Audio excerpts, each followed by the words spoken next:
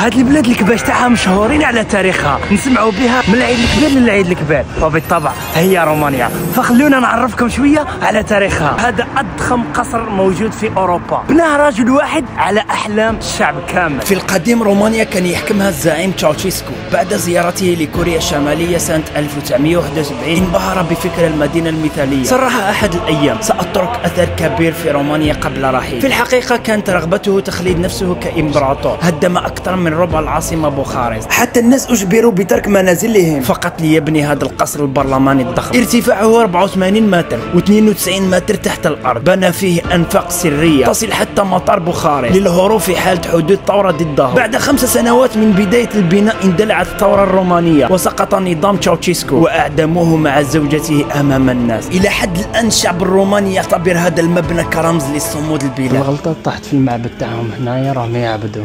حتمد لي الشمعة باش ندير طقوس. لا خويا لا. اما هاد المجاري المائيه كاين تحتهم مدينه كبيره كانوا عايشين فيها قبيله الغجر. الغجر بدات حكايتهم حين هاجروا من الهند الى قلب اوروبا، استعبدوهم لمده 500 سنه. نصفهم كانوا متشردون ومدمنين على المخدرات. كانت بيوتهم في المستنقعات حتى سنه 1856 الغي نظام العبوديه. نسبتهم 1.5 مليون نسمه، يواجهون عنصريه كبيره من الشعب الروماني. هكذا كانت رومانيا على طريقه ميناز، ما فيهاش غير الكباش. تهلاو في رواحكم، ما تنساش تابوني ميناز.